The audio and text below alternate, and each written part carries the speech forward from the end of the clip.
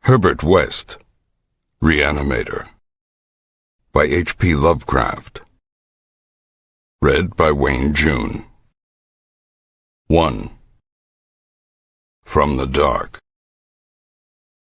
Of Herbert West, who was my friend in college and in afterlife, I can speak only with extreme terror. This terror is not due altogether to the sinister manner of his recent disappearance, but was engendered by the whole nature of his life work, and first gained its acute form more than 17 years ago, when we were in the 3rd year of our course at the Miskatonic University Medical School in Arkham. While he was with me, the wonder and diabolism of his experiments fascinated me utterly, and I was his closest companion. Now that he is gone and the spell is broken, the actual fear is greater. Memories and possibilities are ever more hideous than realities. The first horrible incident of our acquaintance was the greatest shock I ever experienced, and it is only with reluctance that I repeat it. As I have said, it happened when we were in the medical school, where West had already made himself notorious through his wild theories on the nature of death and the possibility of overcoming it artificially. His views, which were ridiculed by the faculty and by his fellow students, hinged on the essentially mechanistic nature of life and concerned means for operating the organic machinery of mankind by calculated chemical action after the failure of natural processes. In his experiments with various animating solutions, he had killed and treated immense numbers of rabbits, guinea pigs, cats, dogs, and monkeys, till he had become the prime nuisance of the college. Several times he had actually obtained signs of life in animals supposedly dead, and in many cases violent signs, but he soon saw that the perfection of his process, if indeed possible, would necessarily involve a lifetime of research. It likewise became clear that, since the same solution never worked alike on different organic species, he would require human subjects for further and more specialized progress. It was here that he first came into conflict with the college authorities, and was debarred from future experiments by no less a dignitary than the dean of the medical school himself, the learned and benevolent Dr. Allen Halsey, whose work in behalf of the stricken is recalled by every old resident of Arkham. I had always been exceptionally tolerant of West's pursuits, and we frequently discussed his theories, whose ramifications and corollaries were almost infinite. Holding with Hegel that all life is a chemical and physical process, and that the so-called soul is a myth, my friend believed that artificial reanimation of the dead can depend only on the condition of the tissues, and that unless actual decomposition has set in, a corpse fully equipped with organs may, with suitable measures, be set going again in the peculiar fashion known as life. That the psychic or intellectual life might be impaired by the slight deterioration of sensitive brain cells, which even a short period of death would be apt to cause, West fully realized. It had at first been his hope to find a reagent which would restore vitality before the actual advent of death, and only repeated failures on animals had shown him that the natural and artificial life motions were incompatible. He then sought extreme freshness in his specimens, injecting his solutions into the blood immediately after the extinction of life.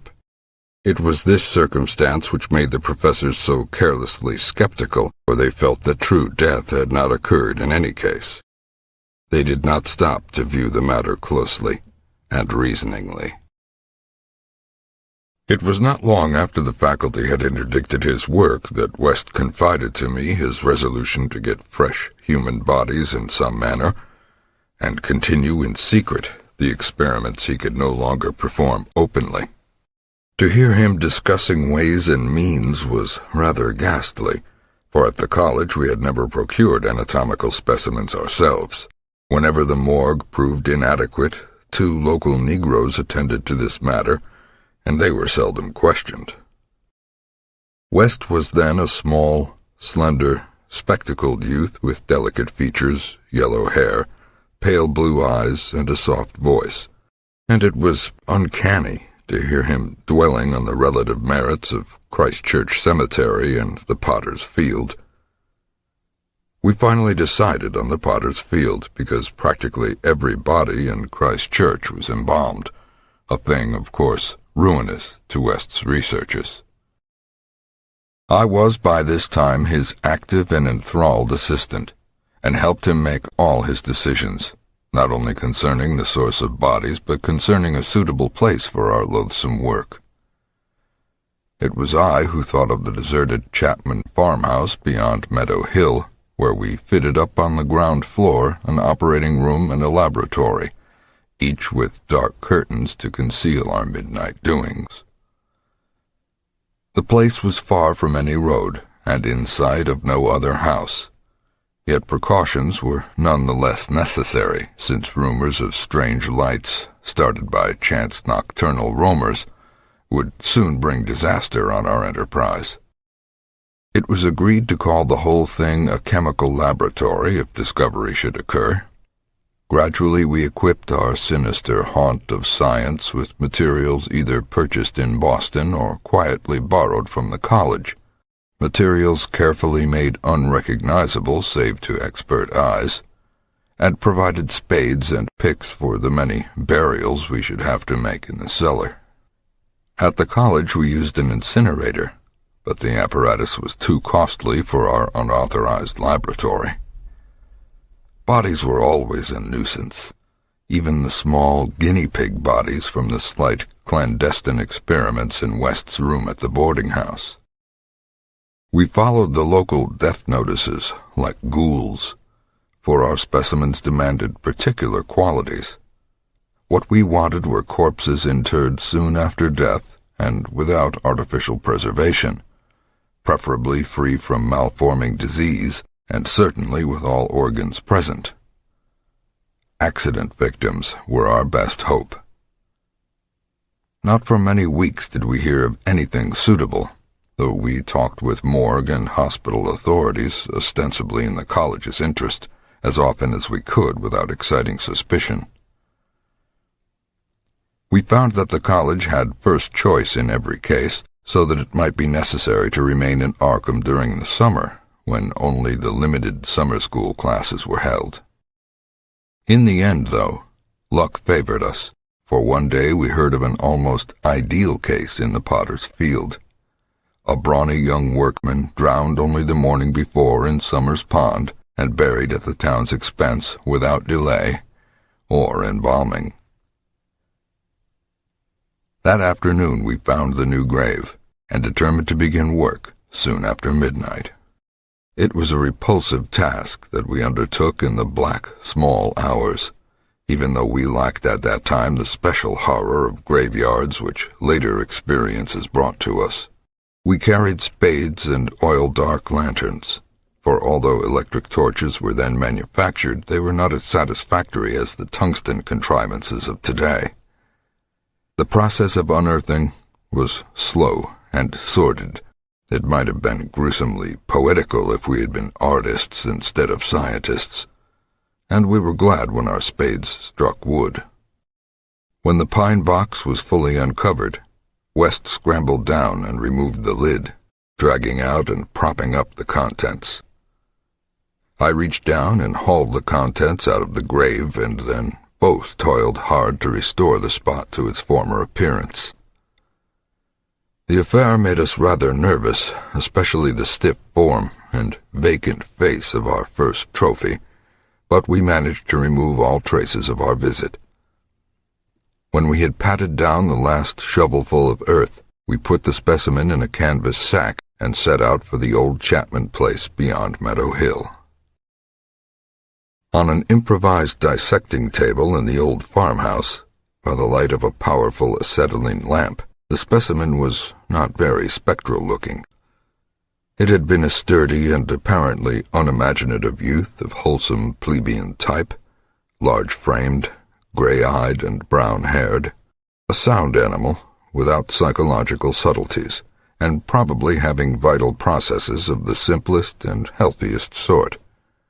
Now, with the eyes closed, it looked more asleep than dead, though the expert test of my friend soon left no doubt on that score.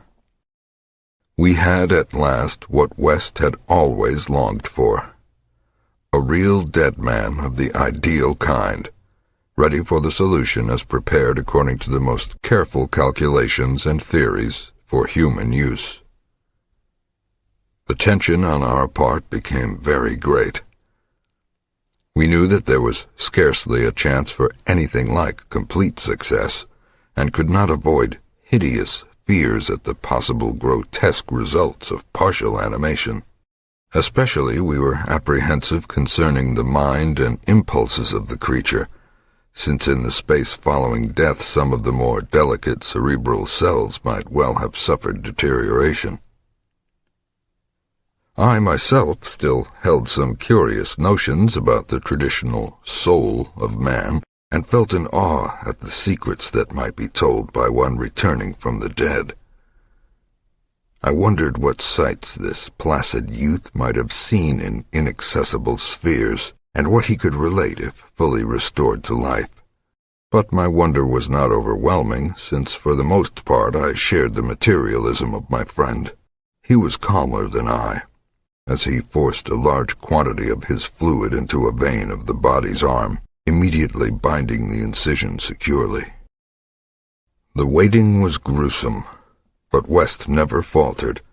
Every now and then he applied his stethoscope to the specimen and bore the negative results philosophically. After about 3/4 of an hour, without the least sign of life, he disappointedly pronounced the solution inadequate, but determined to make the most of his opportunity and try one change in the formula before disposing of his ghastly prize. We had that afternoon dug a grave in the cellar, and would have to fill it by dawn, for although we had fixed a lock on the house, we wished to shun even the remotest risk of a ghoulish discovery. Besides, the body would not be even approximately fresh the next night. So, taking the solitary acetylene lamp into the adjacent laboratory, we left our silent guest on the slab in the dark, and bent every energy to the mixing of a new solution, the weighing and measuring supervised by West with an almost fanatical care. The awful event was very sudden and wholly unexpected. I was pouring something from one test tube to another, and West was busy over the alcohol blast lamp which had to answer for a Bunsen burner in this gasless edifice, when from the pitch-black room we had left there burst the most appalling and demoniac succession of cries that either of us had ever heard. Not more unutterable could have been the chaos of hellish sound if the pit itself had opened to release the agony of the damned, for in one inconceivable cacophony was centered all the supernal terror and unnatural despair of animate nature. Human it could not have been. It is not in man to make such sounds. And without a thought of our late employment or its possible discovery, both West and I leaped to the nearest window like stricken animals, overturning tubes, lamps, and retorts, and vaulting madly into the starred abyss of the rural night.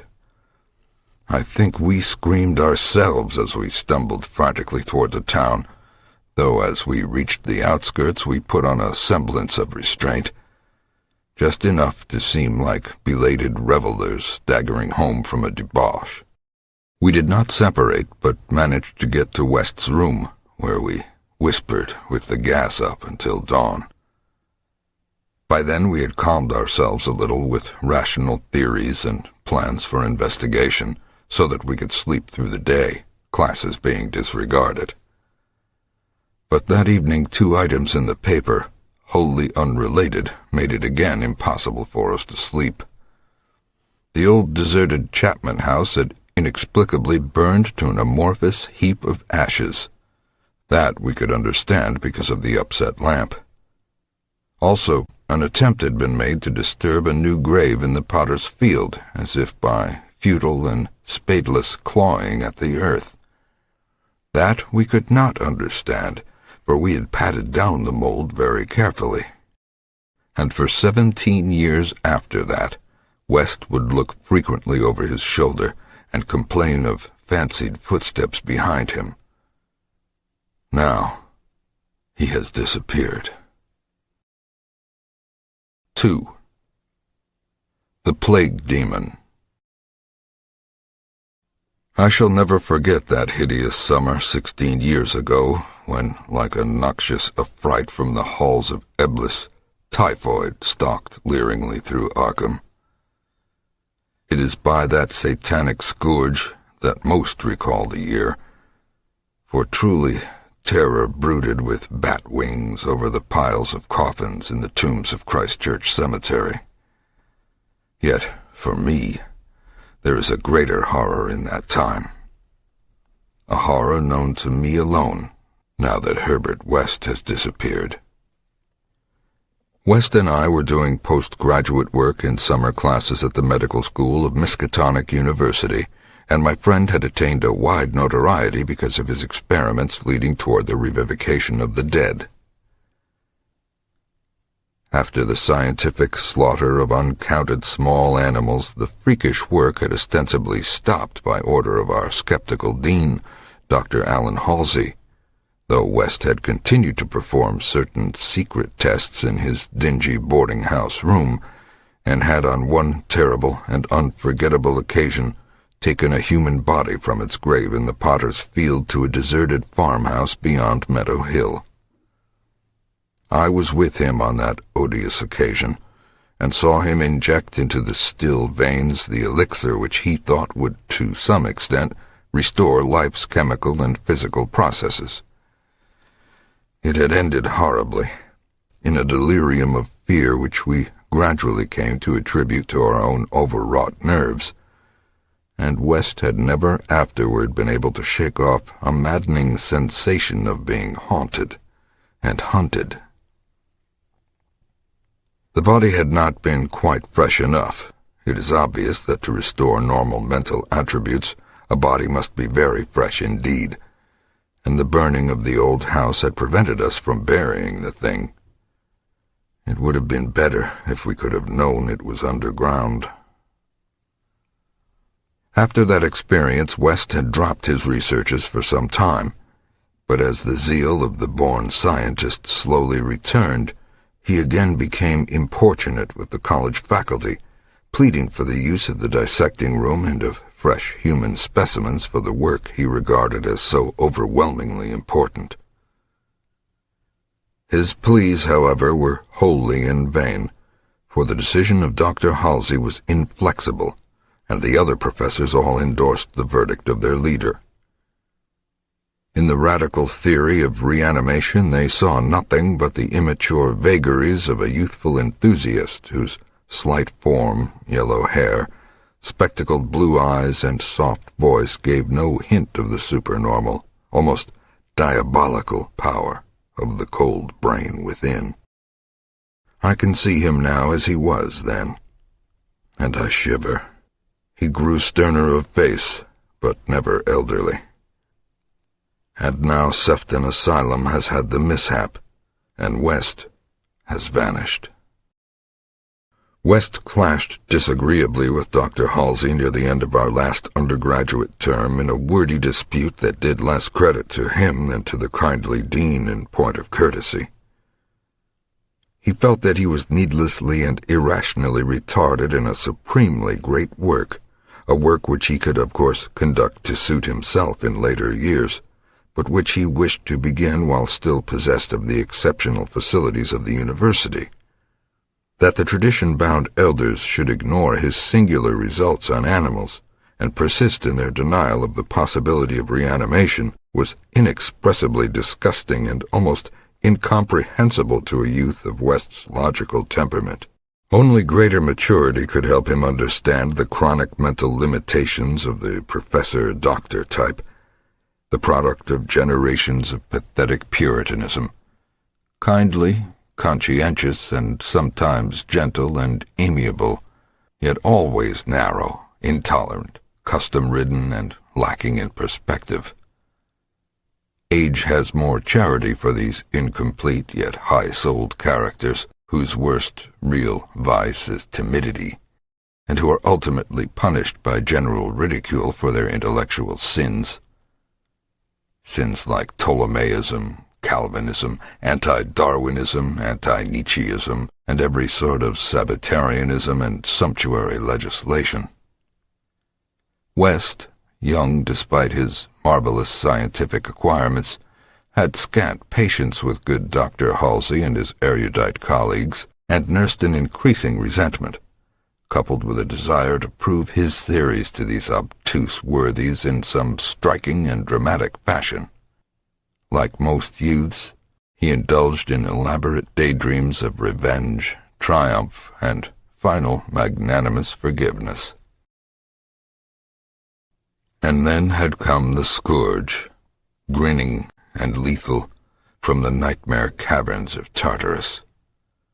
West and I had graduated about the time of its beginning, but had remained for additional work at the summer school, so that we were in Arkham when it broke with full demoniac fury upon the town.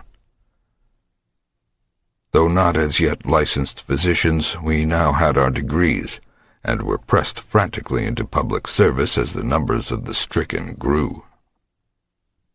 The situation was almost past management, and deaths ensued too frequently for the local undertakers fully to handle. Burials without embalming were made in rapid succession, and even the Christchurch Cemetery receiving tomb was crammed with coffins of the unembalmed dead. This circumstance was not without effect on West, who thought often of the irony of the situation. So many fresh specimens, yet none for his persecuted researches. We were frightfully overworked, and the terrific mental and nervous strain made my friend brood morbidly. But West's gentle enemies were no less harassed with prostrating duties. College had all but closed, and every doctor of the medical faculty was helping to fight the typhoid plague. Dr. Halsey in particular had distinguished himself in sacrificing service, applying his extreme skill with wholehearted energy to cases which many others shunned because of danger or apparent hopelessness.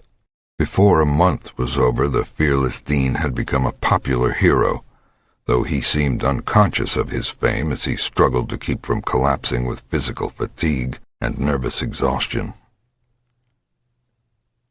West could not withhold admiration for the fortitude of his foe, but because of this was even more determined to prove to him the truth of his amazing doctrines. Taking advantage of the disorganization of both college work and municipal health regulations, he managed to get a recently deceased body smuggled into the university dissecting room one night, and in my presence injected a new modification of his solution. The thing actually opened its eyes, but only stared at the ceiling with a look of soul-petrifying horror before collapsing into an inertness from which nothing could rouse it. West said it was not fresh enough. The hot summer air does not favor corpses. That time we were almost caught before we incinerated the thing, and West doubted the advisability of repeating his daring misuse of the college laboratory. The peak of the epidemic was reached in August. West and I were almost dead, and Dr. Halsey did die on the 14th. The students all attended the hasty funeral on the 15th and bought an impressive wreath, though the latter was quite overshadowed by the tributes sent by the wealthy Arkham citizens and by the municipality itself. It was almost a public affair, for the dean had surely been a public benefactor. After the entombment, we were all somewhat depressed, and spent the afternoon at the bar of the commercial house, where West, though shaken by the death of his chief opponent, chilled the rest of us with references to his notorious theories. Most of the students went home, or to various duties as the evening advanced, but West persuaded me to aid him in making a night of it. West's landlady saw us arrive at his room about 2 a.m, with a third man between us, and told her husband that we had all evidently dined and wined rather well. Apparently this acidulous matron was right, for about 3 a.m. the whole house was aroused by cries coming from West's room, where, when they broke down the door, they found the two of us unconscious on the blood-stained carpet, beaten, scratched, and mauled, and with the broken remnants of West's bottles and instruments around us. Only an open window told what had become of our assailant, and many wondered how he himself had fared after the terrific leap from the second story to the lawn which he must have made. There were some strange garments in the room, but West, upon regaining consciousness, said they did not belong to the stranger, but were specimens collected for bacteriological analysis in the course of investigations on the transmission of germ diseases. He ordered them burnt as soon as possible in the capacious fireplace. To the police, we both declared ignorance of our late companion's identity. He was, West nervously said, a congenial stranger whom we had met at some downtown bar of uncertain location. We had all been rather jovial, and West and I did not wish to have our pugnacious companion hunted down. That same night saw the beginning of the second Arkham horror, the horror that, to me, eclipsed the plague itself. Christchurch Cemetery was the scene of a terrible killing, a watchman having been clawed to death in a manner not only too hideous for description, but raising a doubt as to the human agency of the deed. The victim had been seen alive considerably after midnight. The dawn revealed the unutterable thing. The manager of a circus at the neighboring town of Bolton was questioned, but he swore that no beast had at any time escaped from its cage. Those who found the body noted a trail of blood leading to the receiving tomb, where a small pool of red lay on the concrete just outside the gate. A fainter trail led away toward the woods, but it soon gave out. The next night, devils danced on the roofs of Arkham, and unnatural madness howled in the wind. Through the fevered town had crept a curse which some said was greater than the plague, and which some whispered was the embodied demon soul of the plague itself. 8 houses were entered by a nameless thing which strewed red death in its wake. In all, 17 maimed and shapeless remnants of bodies were left behind by the voiceless, sadistic monster that crept abroad. A few persons had half seen it in the dark, and said it was white and like a malformed ape or anthropomorphic fiend. It had not left behind quite all that it had attacked, for sometimes it had been hungry. The number it had killed was 14. 3 of the bodies had been in stricken homes and had not been alive. On the 3rd night, frantic bands of searchers led by the police captured it in a house on Crane Street near the Miskatonic campus. They had organized the quest with care, keeping in touch by means of volunteer telephone stations, and when someone in the college district had reported hearing a scratching at a shuttered window, the net was quickly spread. On account of the general alarm and precautions, there were only 2 more victims, and the capture was effected without major casualties. The thing was finally stopped by a bullet, though not a fatal one, and was rushed to the local hospital amidst universal excitement and loathing. For it had been a man. This much was clear despite the nauseous eyes, the voiceless simianism, and the demoniac savagery. They dressed its wound and carted it to the asylum at Sefton, where it beat its head against the walls of a padded cell for 16 years, until the recent mishap, when it escaped under circumstances that few liked to mention. What had most disgusted the searchers of Arkham was the thing they noticed when the monster's face was cleaned, the mocking, unbelievable semblance to a learned and self-sacrificing martyr who had been entombed but 3 days before, the late Dr. Allen Halsey, public benefactor and dean of the medical school of Miskatonic University. To the vanished Herbert West, and to me, the disgust and horror were supreme. I shudder tonight as I think of it, shudder even more than I did that morning when West muttered through his bandages, "Damn it, it wasn't quite fresh enough." 3.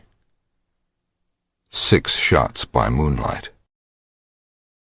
It is uncommon to fire all 6 shots of a revolver with great suddenness when one would probably be sufficient, but many things in the life of Herbert West were uncommon. It is, for instance, not often that a young physician leaving college is obliged to conceal the principles which guide his selection of a home and office. Yet that was the case with Herbert West.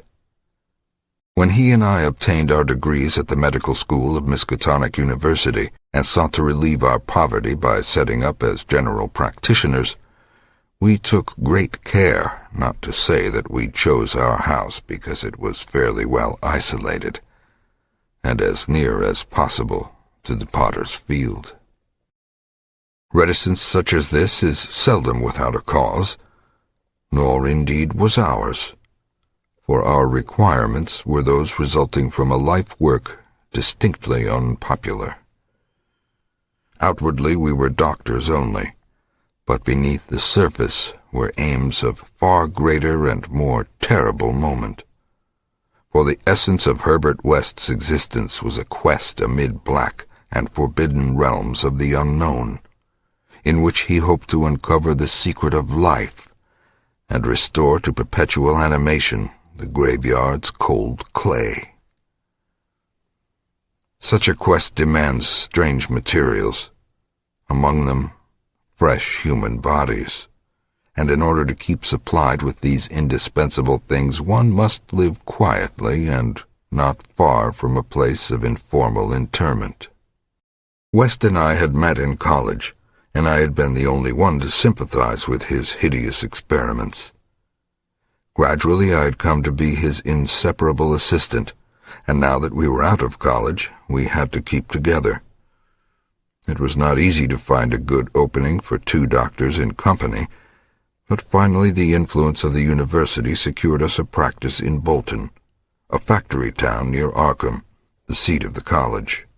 The Bolton worsted mills are the largest in the Miskatonic Valley, and their polyglot employees are never popular as patients with the local physicians. We chose our house with the greatest care, seizing at last on a rather run-down cottage near the end of Pond Street, 5 numbers from the closest neighbor, and separated from the local potter's field by only a stretch of meadowland, bisected by a narrow neck of the rather dense forest which lies to the north. The distance was greater than we wished, but we could get no nearer a house without going on the other side of the field, wholly out of the factory district. We were not much displeased, however, since there were no people between us and our sinister source of supplies. The walk was a trifle long, but we could haul our silent specimens undisturbed.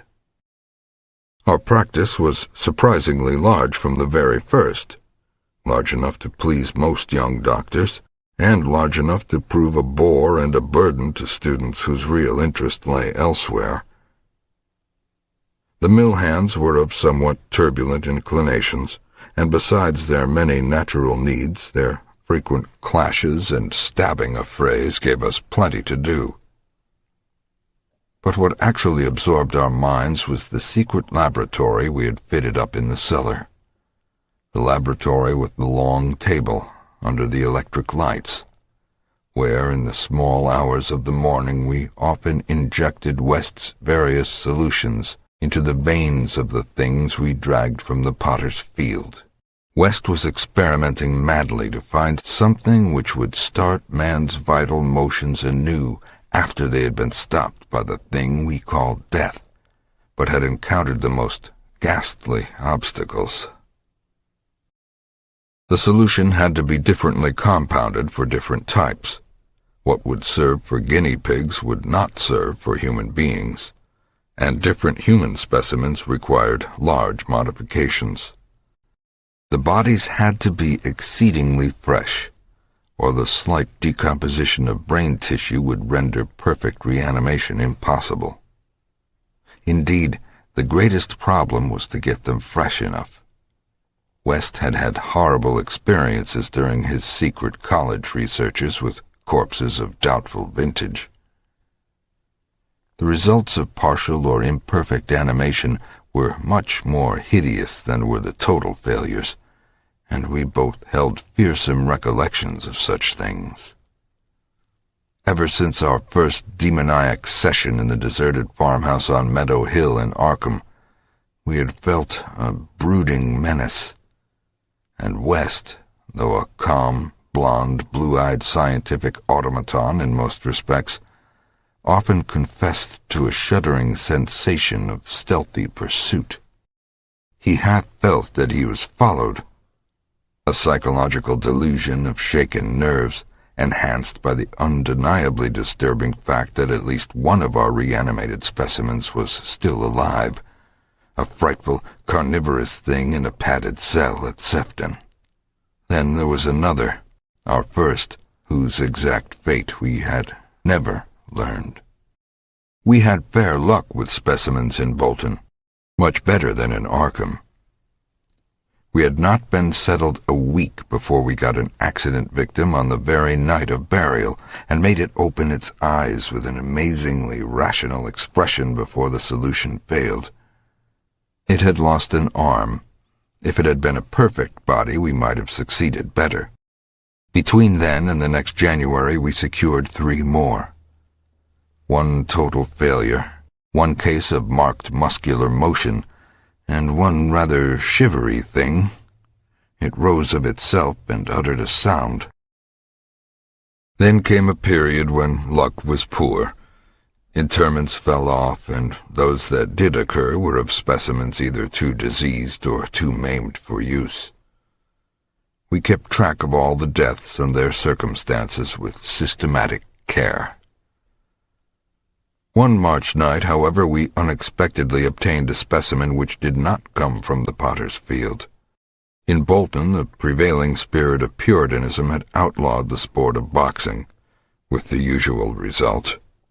Surreptitious and ill-conducted bouts among the mill workers were common, and occasionally professional talent of low grade was imported. This late winter night there had been such a match, evidently with disastrous results, since 2 timorous Poles had come to us with incoherently whispered entreaties to attend to a very secret and desperate case. We followed them to an abandoned barn, where the remnants of a crowd of frightened foreigners were watching a silent black form on the floor.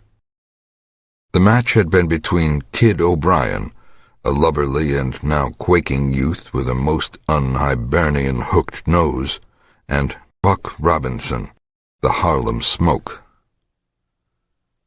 The Negro had been knocked out, and a moment's examination showed us that he would permanently remain so. He was a loathsome gorilla-like thing, with abnormally long arms which I could not help calling forelegs, and a face that conjured up thoughts of unspeakable Congo secrets and tom-tom poundings under an eerie moon. The body must have looked even worse in life, but the world holds many ugly things. Fear was upon the whole pitiful crowd, for they did not know what the law would exact of them if the affair were not hushed up, and they were very grateful when West, in spite of my involuntary shudders, offered to get rid of the thing quietly, for a purpose I knew too well. There was bright moonlight over the snowless landscape, but we dressed the thing and carried it home between us through the deserted streets and meadows, as we had carried a similar thing one horrible night in Arkham. We approached the house from the field in the rear, took the specimen in the back door and down the cellar stairs, and prepared it for the usual experiment. Our fear of the police was absurdly great, though we had timed our trip to avoid the solitary patrolman of that section. The result was wearily anticlimactic.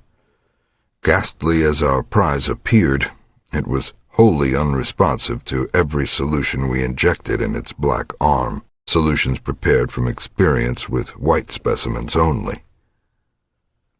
So, as the hour grew dangerously near dawn, we did as we had done with the others, dragged the thing across the meadows to the neck of the woods near the potter's field, and buried it there in the best sort of grave the frozen ground would furnish.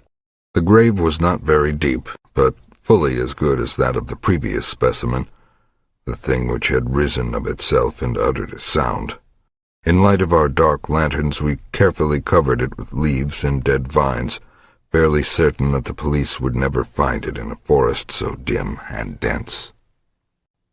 The next day I was increasingly apprehensive about the police, for a patient brought rumors of a suspected fight and death. West had still another source of worry, for he had been called in the afternoon to a case which ended very threateningly.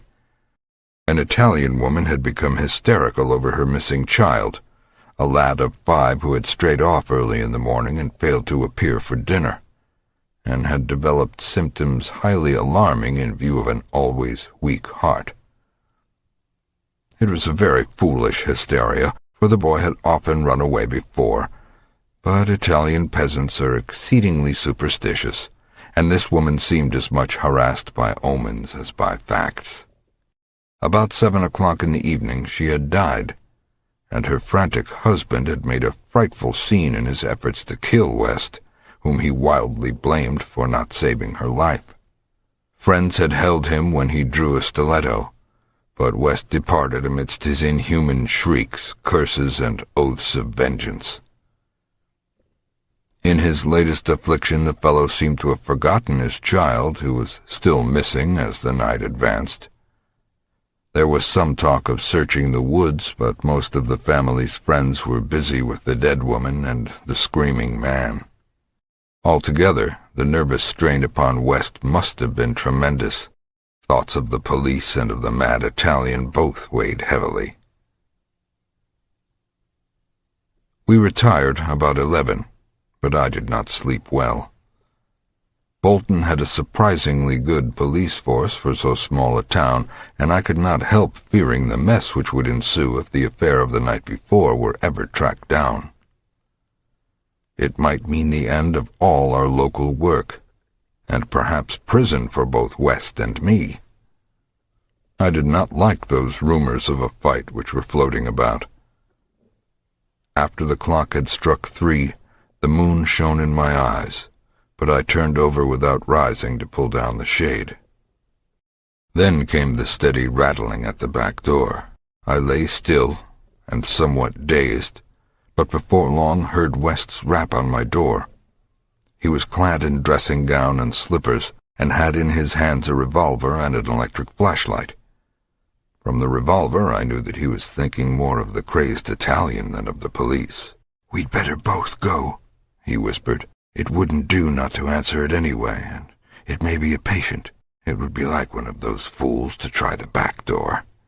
So we both went down the stairs on tiptoe, with a fear partly justified and partly that which comes only from the soul of the weird small hours. The rattling continued, growing somewhat louder. When we reached the door, I cautiously unbolted it and threw it open, and as the moon streamed revealingly down on the form silhouetted there, West did a peculiar thing. Despite the obvious danger of attracting notice and bringing down on our heads the dreaded police investigation, a thing which, after all, was mercifully averted by a relative isolation of our cottage, My friend suddenly, excitedly, and unnecessarily emptied all 6 chambers of his revolver into the nocturnal visitor. For that visitor was neither Italian nor policeman. Looming hideously against the spectral moon was a gigantic, misshapen thing not to be imagined save in nightmares. A glassy-eyed, ink-black apparition, nearly on all 4s, covered with bits of mold, leaves, and vines, foul with caked blood, and having between its glistening teeth a snow-white, terrible, cylindrical object terminating in a tiny hand. 4. The Scream of the Dead. The scream of a dead man gave to me that acute and added horror of Dr. Herbert West which harassed the latter years of our companionship. It is natural that such a thing as a dead man's scream should give horror, for it is obviously not a pleasing or ordinary occurrence, but I was used to similar experiences, hence suffered on this occasion only because of a particular circumstance, and, as I have implied, it was not of the dead man himself that I became afraid.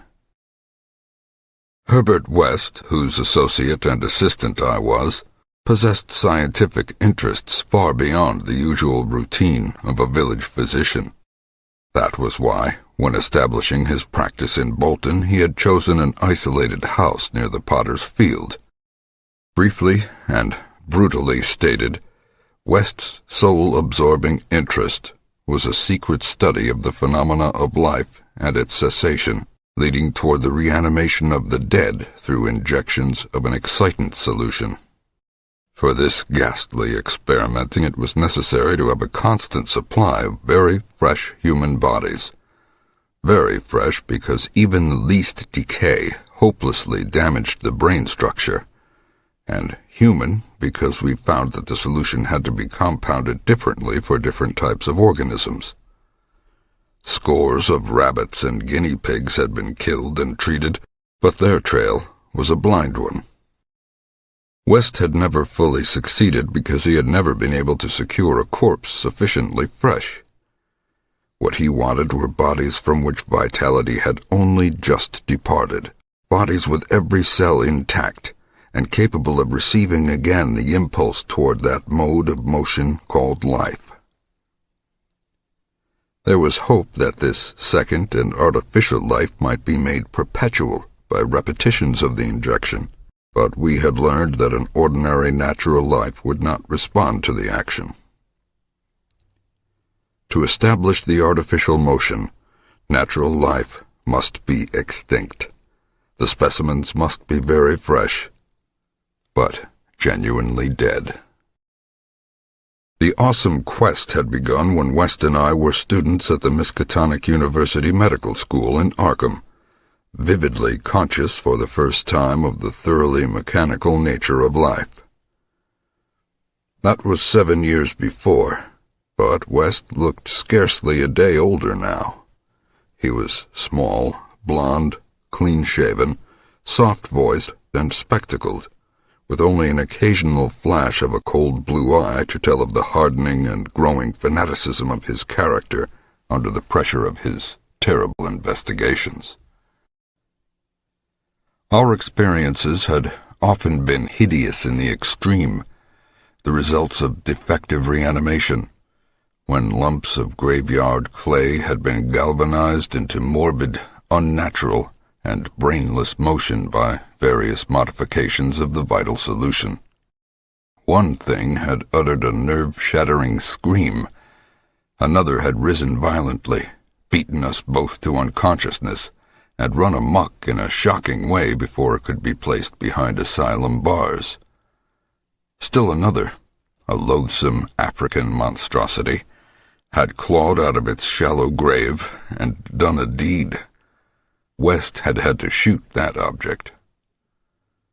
We could not get bodies fresh enough to show any trace of reason when reanimated, so had perforce created nameless horrors. It was disturbing to think that one, perhaps 2 of our monsters still lived. That thought haunted us shadowingly, till finally West disappeared under frightful circumstances. But at the time of the scream in the cellar laboratory of the isolated Bolton cottage, our fears were subordinate to our anxiety for extremely fresh specimens. West was more avid than I, so that it almost seemed to me that he looked half covetously at any very healthy, living physique. It was in July 1910 that the bad luck regarding specimens began to turn. I had been on a long visit to my parents in Illinois, and upon my return found West in a state of singular elation. He had, he told me excitedly, in all likelihood solved the problem of freshness through an approach from an entirely new angle, that of artificial preservation. I had known that he was working on a new and highly unusual embalming compound, and was not surprised that it had turned out well. But until he explained the details, I was rather puzzled as to how such a compound could help in our work, since the objectionable staleness of the specimens was largely due to delay occurring before we secured them. This, I now saw, West had clearly recognized, creating his embalming compound for future rather than immediate use, and trusting to fate to supply again some very recent and unburied corpse, as it had years before when we obtained the Negro killed in the Bolton prize fight. At last, fate had been kind, so that on this occasion there lay in the secret cellar laboratory a corpse whose decay could not by any possibility have begun. What would happen on reanimation, and whether we could hope for a revival of mind and reason, West did not venture to predict.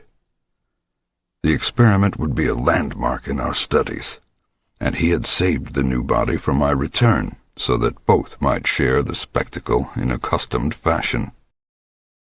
West told me how he had obtained the specimen. It had been a vigorous man, a well-dressed stranger just off the train on his way to transact some business with the Bolton worsted mills. The walk through the town had been long, and by the time the traveler paused at our cottage to ask the way to the factories, his heart had become greatly overtaxed. He had refused a stimulant, and had suddenly dropped dead only a moment later.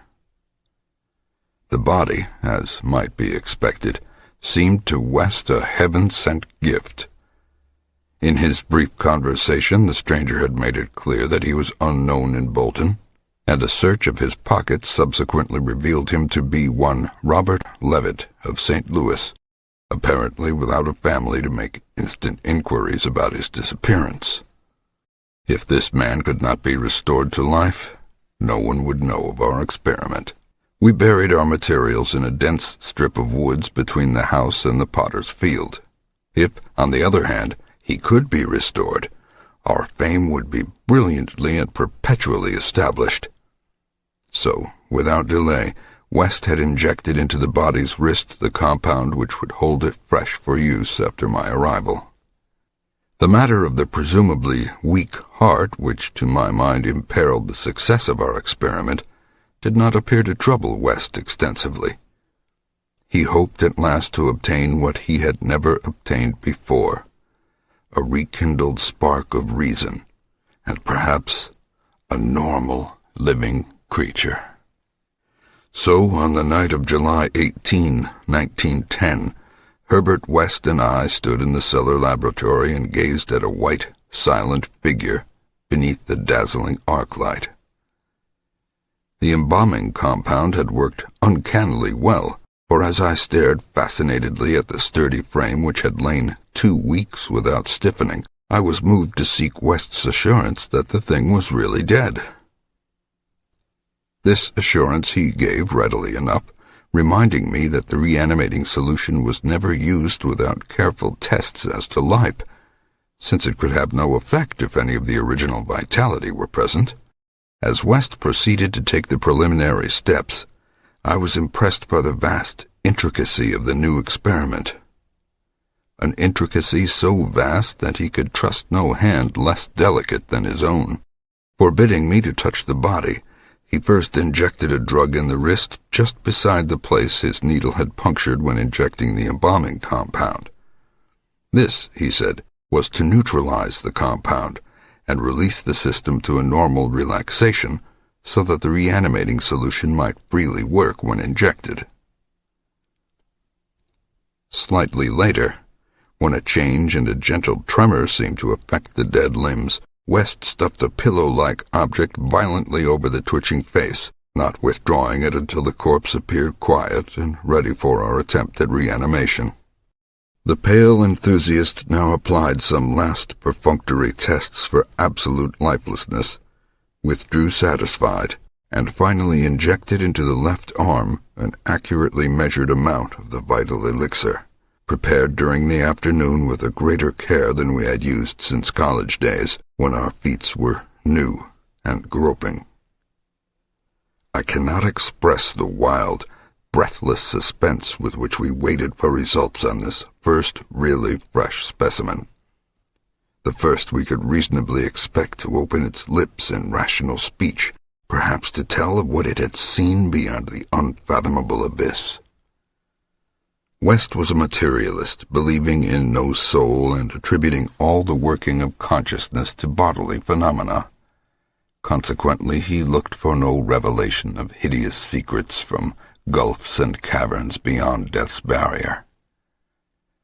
I did not wholly disagree with him theoretically, yet held vague instinctive remnants of the primitive faith of my forefathers, so that I could not help eyeing the corpse with a certain amount of awe and terrible expectation.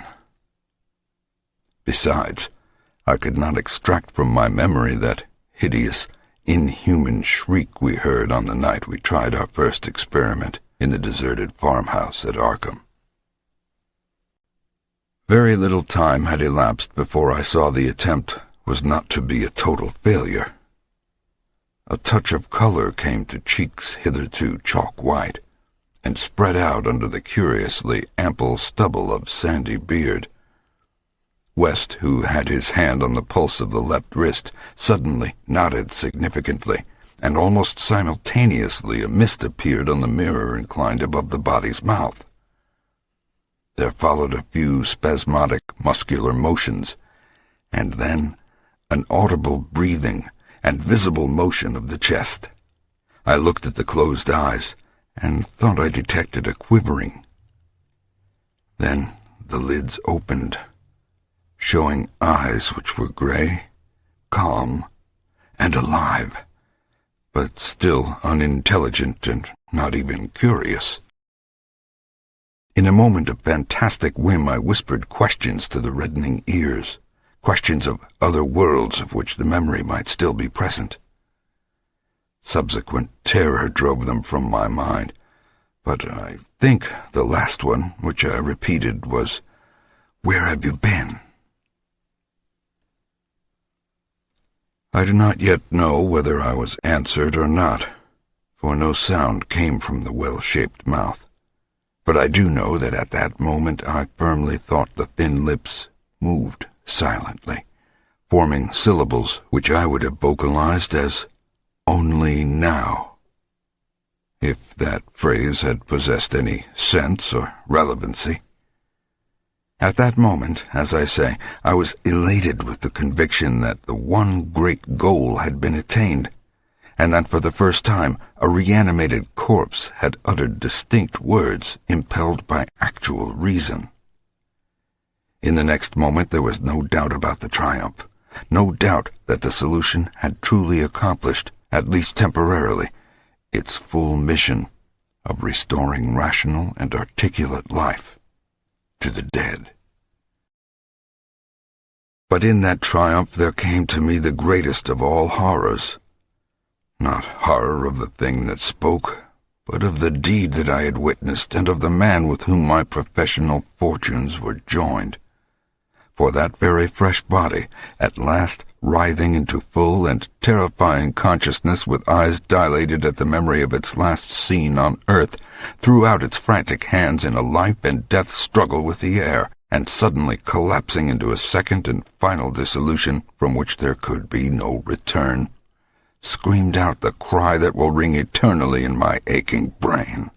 "Help! Keep off, you cursed little towhead fiend! Keep that damned needle away from me!" The end of Herbert West began one evening in our joint study when he was dividing his curious glance between the newspaper and me. A strange headline item had struck at him from the crumpled pages, and a nameless, tightened claw had seemed to reach down through 16 years. Something fearsome and incredible had happened at Sefton Asylum 50 miles away, stunning the neighborhood and baffling the police. In the small hours of the morning, a body of silent men had entered the grounds, and their leader had aroused the attendants.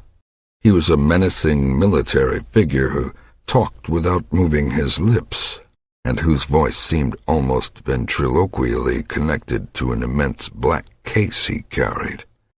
His expressionless face was handsome to the point of radiant beauty, but had shocked the superintendent when the hall light fell on it, for it was a wax face with eyes of painted glass. Some nameless accident had befallen this man.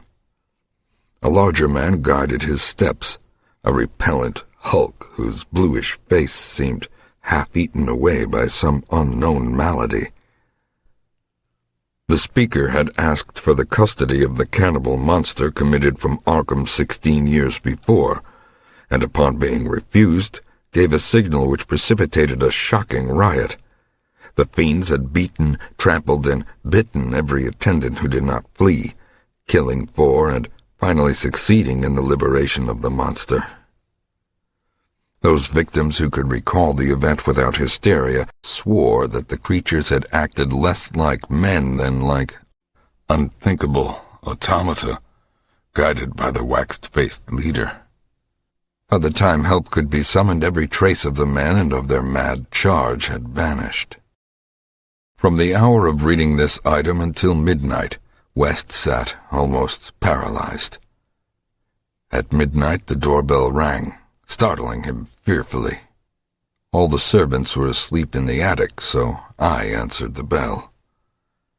As I have told the police, there was no wagon in the street, but only a group of strange-looking figures bearing a large square box which they deposited in the hallway after one of them had grunted in a highly unnatural voice, "Express.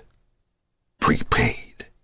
They filed out of the house with a jerky tread, and as I watched them go I had an odd idea that they were turning toward the ancient cemetery on which the back of the house abutted.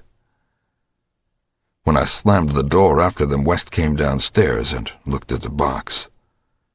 It was about 2 feet square, and bore West's correct name and present address. It also bore the inscription, "From Eric Moreland Clapham Lee, St. Eloi, Flanders." 6 years before, in Flanders, a shelled hospital had fallen upon the headless, reanimated trunk of Dr. Clapham Lee, and upon the detached head, which perhaps had uttered articulate sounds. West was not even excited now. His condition was more ghastly. Quickly he said, "It's the finish, but let's incinerate this." We carried the thing down to the laboratory, listening. I do not remember many particulars. You can imagine my state of mind. But it is a vicious lie to say it was Herbert West's body which I put into the incinerator. We both inserted the whole unopened wooden box, closed the door, and started the electricity. Nor did any sound come from the box, after all. In saying that West's fear of his specimens was nebulous, I have in mind particularly its complex nature. Part of it came merely from knowing of the existence of such nameless monsters, while another part arose from the apprehension of the bodily harm they might under certain circumstances do him. Their disappearance added horror to the situation. Of them all, West knew the whereabouts of only one, the pitiful asylum thing. Then there was a more subtle fear, a very fantastic sensation resulting from a curious experiment in the Canadian Army in 1915. West, in the midst of a severe battle, had reanimated Major Sir Eric Morland Clapham Lee, D.S.O., a fellow physician who knew about his experiments and could have duplicated them. The head had been removed, so that the possibilities of quasi-intelligent life in the trunk might be investigated. Just as the building was wiped out by a German shell, there had been a success. The trunk had moved intelligently, and, unbelievable to relate, we were both sickeningly sure that articulate sounds had come from the detached head as it lay in the shadowy corner of the laboratory. The shell had been merciful in a way, but West could never feel as certain as he wished that we, too, were the only survivors. He used to make shuddering conjectures about the possible actions of a headless physician with the power of reanimating the dead. West's last quarters were in a venerable house of much elegance, overlooking one of the oldest burying grounds in Boston. He had chosen the place for purely symbolic and fantastically aesthetic reasons. Since most of the interments were of the colonial period and therefore of little use to a scientist seeking very fresh bodies.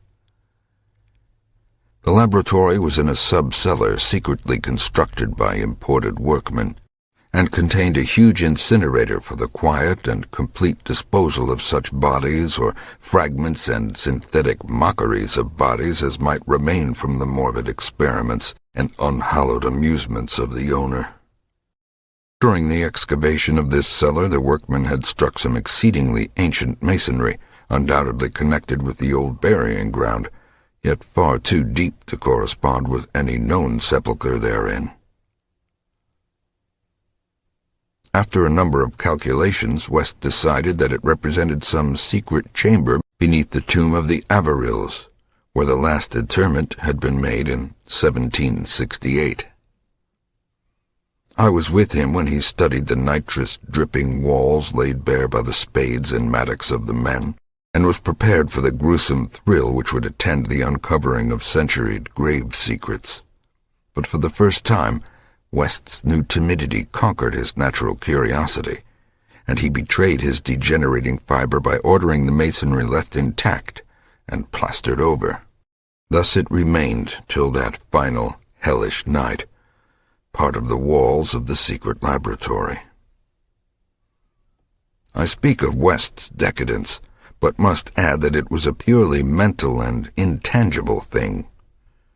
Outwardly he was the same to the last, calm, cold, slight and yellow-haired, with spectacled blue eyes and a general aspect of youth which years and fears never seemed to change.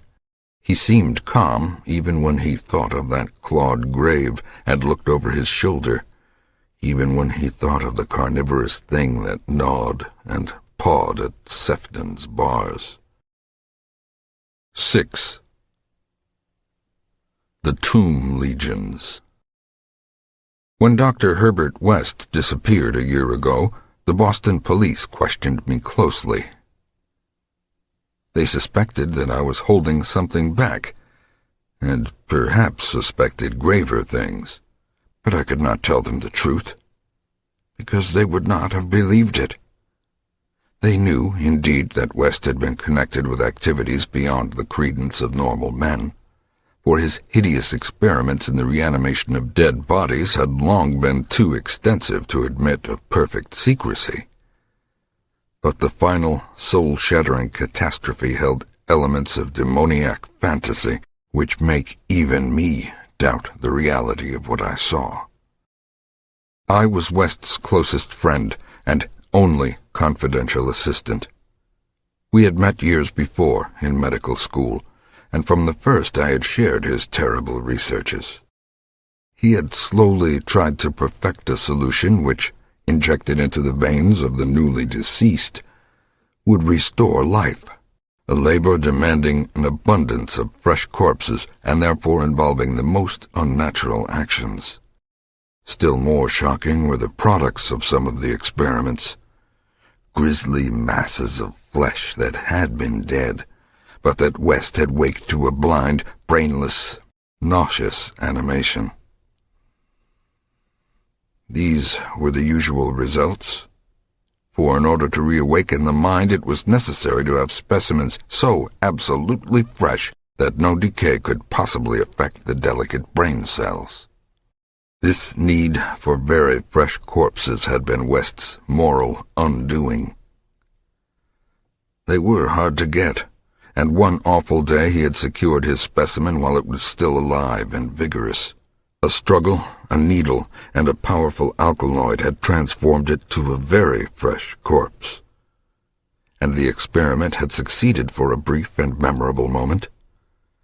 But West had emerged with a soul calloused and seared, and a hardened eye, which sometimes glanced with a kind of hideous and calculating appraisal at men of a specially sensitive brain and especially vigorous physique. Toward the last, I became acutely afraid of West, for he began to look at me that way. People did not seem to notice his glances, but they noticed my fear, and after his disappearance used that as a basis for some absurd suspicions. West in reality was more afraid than I, for his abominable pursuits entailed a life of furtiveness and dread of every shadow. Partly it was the police he feared, but sometimes his nervousness was deeper and more nebulous, touching on certain indescribable things into which he had injected a morbid life, and from which he had not seen that life depart. He usually finished his experiments with a revolver, but a few times he had not been quick enough. There was that first specimen, on whose rifled grave marks of clawing were later seen. There was also that Arkham professor's body which had done cannibal things before it had been captured and thrust unidentified into a madhouse cell at Sefton, where it beat the walls for 16 years. Most of the other possibly surviving results were things less easy to speak of. For in later years West's scientific zeal had degenerated to an unhealthy and fantastic mania, and he had spent his chief skill in vitalizing not entire human bodies, but isolated parts of bodies, or parts joined to organic matter, other than human. It had become fiendishly disgusting by the time he disappeared. Many of the experiments could not even be hinted at in print. The Great War, through which both of us served as surgeons, had intensified this side of West. On the night of which I speak, we had a splendid new specimen, a man at once physically powerful and of such high mentality that a sensitive nervous system was assured. It was rather ironic, for he was the officer who had helped West to his commission, and who was now to have been our associate. Moreover, he had in the past secretly studied the theory of reanimation to some extent under West. Major Sir Eric Morland Clapham Lee, D.S.O., was the greatest surgeon in our division, and had been hastily assigned to the St. Eloi sector when the news of the heavy fighting reached headquarters. He had come in an aeroplane piloted by the intrepid Lieutenant Ronald Hill, only to be shot down when directly over his destination. The fall had been spectacular and awful. Hill was unrecognizable afterward, but the wreck yielded up the great surgeon in a nearly decapitated but otherwise intact condition. West had greedily seized the lifeless thing which had once been his friend and fellow scholar, and I shuddered when he finished severing the head, placing it in his hellish vat of pulpy reptile tissue to preserve it for future experiments, and proceeded to treat the decapitated body on the operating table. He injected new blood, joined certain veins, arteries, and nerves at the headless neck, and closed the ghastly aperture with engrafted skin from an unidentified specimen which had borne an officer's uniform. I knew what he wanted. To see if this highly organized body could exhibit, without its head, any of the signs of mental life which had distinguished Sir Eric Morland Clapham Lee. Once a student of reanimation, this silent trunk was now gruesomely called upon to exemplify it. I can still see Herbert West under the sinister electric light as he injected his reanimating solution into the arm of the headless body. The scene I cannot describe. I should faint if I tried it. For there is madness in a room full of classified, charnel things, with blood and lesser human debris almost ankle-deep on the slimy floor, and with hideous reptilian abnormalities sprouting, bubbling, and baking over a winking bluish-green specter of dim flame in a far corner of black shadows. The specimen, as West repeatedly observed, had a splendid nervous system. Much was expected of it, and as a few twitching motions began to appear, I could see the feverish interest on West's face. He was ready, I think, to see proof of his increasingly strong opinion that consciousness, reason, and personality can exist independently of the brain. That man has no central connective spirit, but is merely a machine of nervous matter, each section more or less complete in itself. In one triumphant demonstration, West was about to relegate the mystery of life to the category of myth. The body now twitched more vigorously, and beneath our avid eyes commenced to heave in a frightful way. The arms stirred disquietingly, the legs drew up, and various muscles contracted in a repulsive kind of writhing. Then the headless thing threw out its arms in a gesture which was unmistakably one of desperation. An intelligent desperation, apparently sufficient to prove every theory of Herbert West. Certainly, the nerves were recalling the man's last act in life, the struggle to get free of the falling aeroplane. What followed I shall never positively know. It may have been wholly an hallucination from the shock caused at that instant by the sudden and complete destruction of the building in a cataclysm of German shell fire. Who can gainsay it, since West and I were the only proved survivors?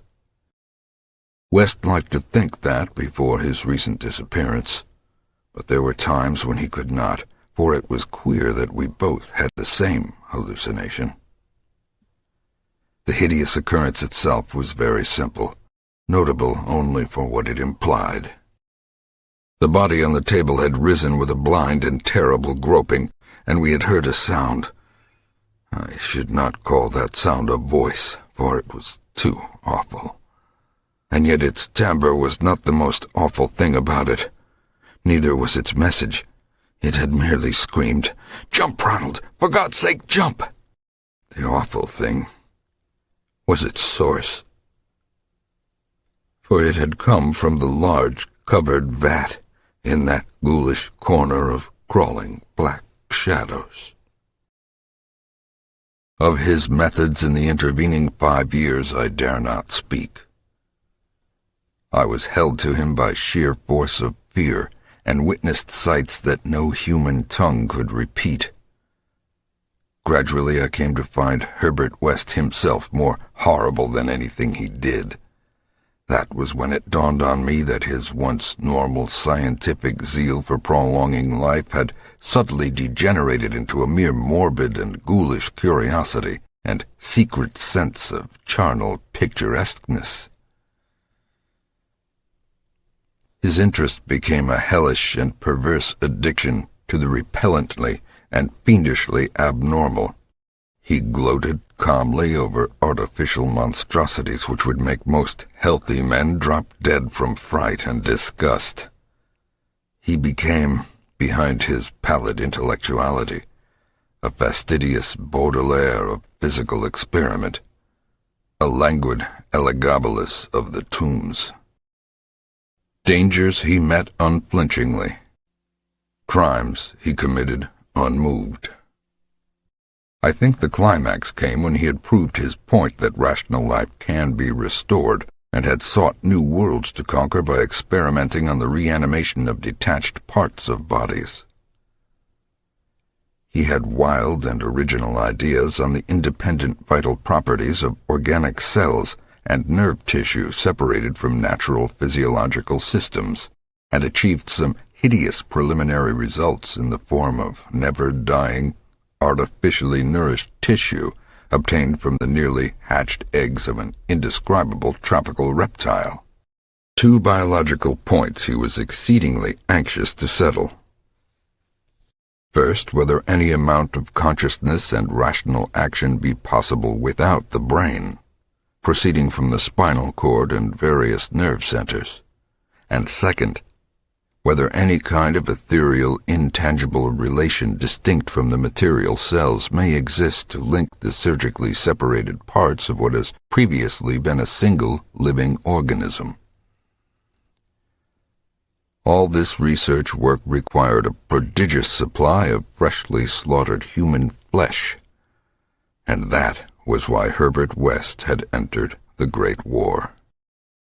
The phantasmal, unmentionable thing occurred one midnight late in March 1915 in a field hospital behind the lines of St. Eloi. I wonder even now if it could have been other than a demoniac dream of delirium. West had a private laboratory in an east room of the barn-like temporary edifice, assigned him on his plea that he was devising new and radical methods for the treatment of hitherto hopeless cases of maiming. There he worked like a butcher in the midst of his gory wares. I could never get used to the levity with which he handled and classified certain things. At times he actually did perform marvels of surgery for the soldiers. But his chief delights were of a less public and philanthropic kind, requiring many explanations of sounds which seemed peculiar even amidst that babble of the damned. Among these sounds were frequent revolver shots, surely not uncommon on a battlefield, but distinctly uncommon in an hospital. Dr. West's reanimated specimens were not meant for long existence or a large audience.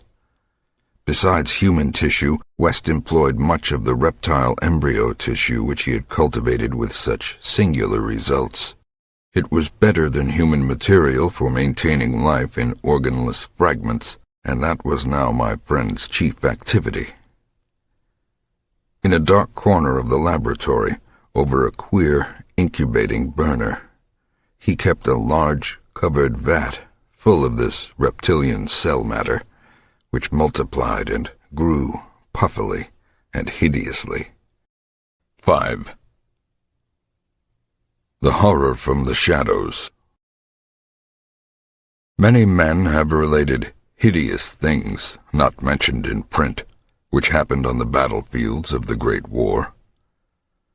Some of these things have made me faint.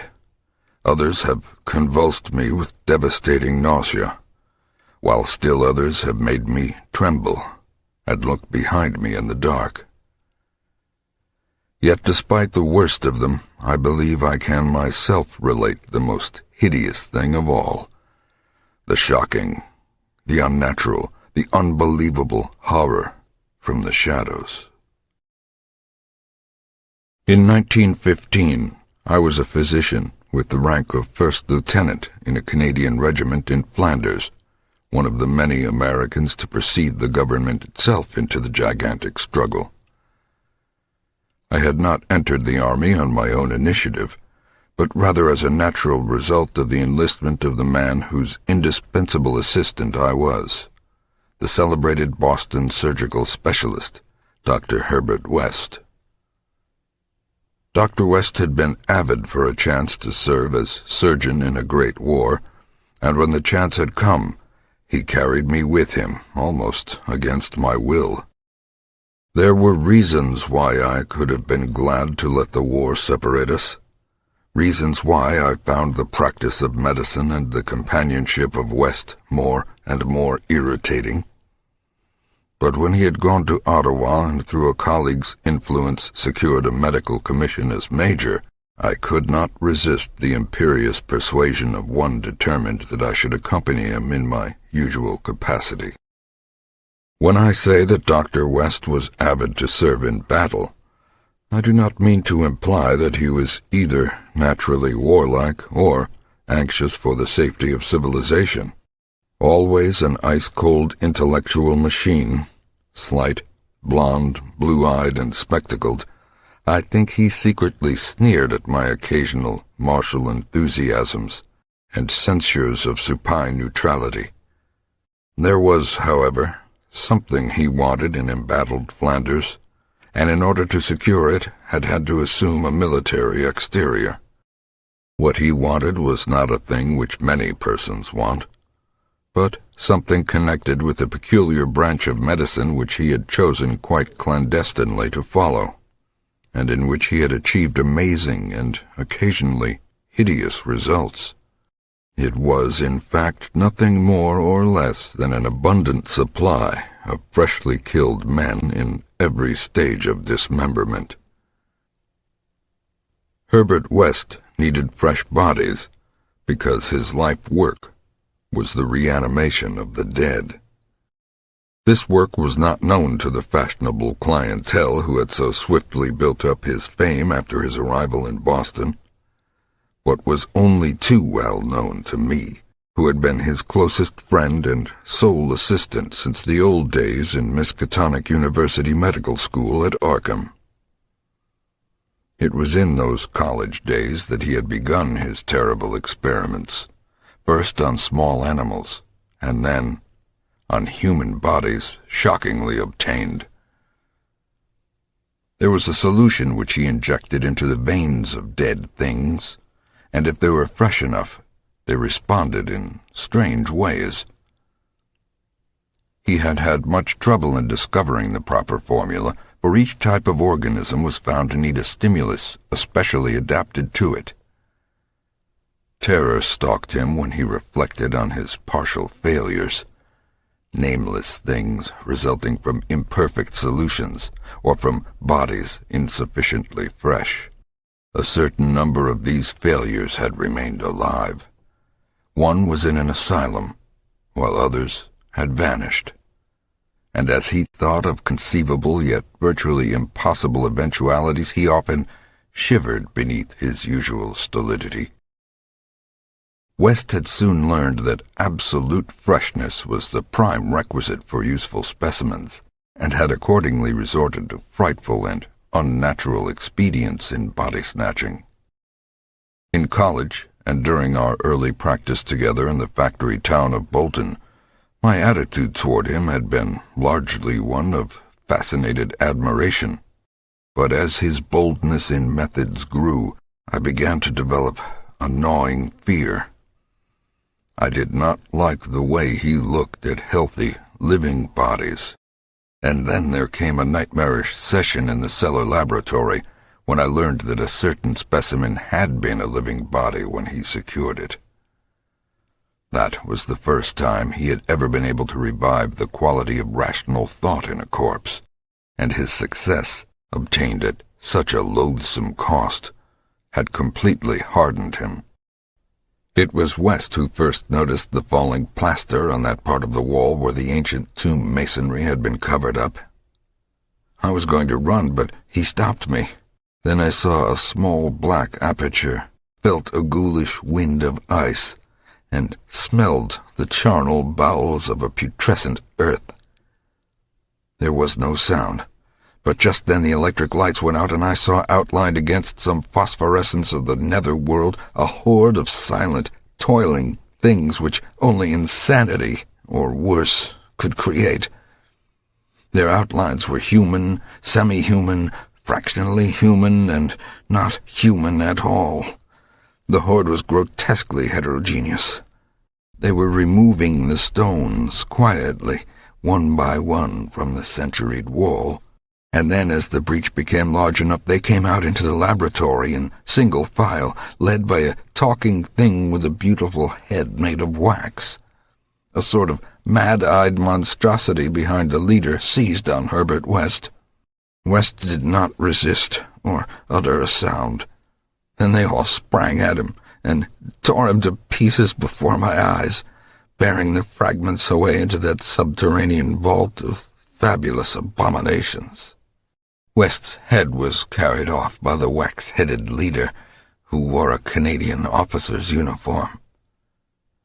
As it disappeared, I saw that the blue eyes behind the spectacles were hideously blazing with their first touch of frantic, visible emotion. Servants found me unconscious in the morning. West was gone. The incinerator contained only unidentifiable ashes. Detectives have questioned me, but what can I say? The Sefton tragedy they will not connect with West. Not that, nor the men with the box, whose existence they deny. I told them of the vault, and they pointed to the unbroken plaster wall and laughed. So I told them no more. They imply that I am either a madman or a murderer. Probably I am mad. But I might not be mad if those accursed tomb legions had not been so silent.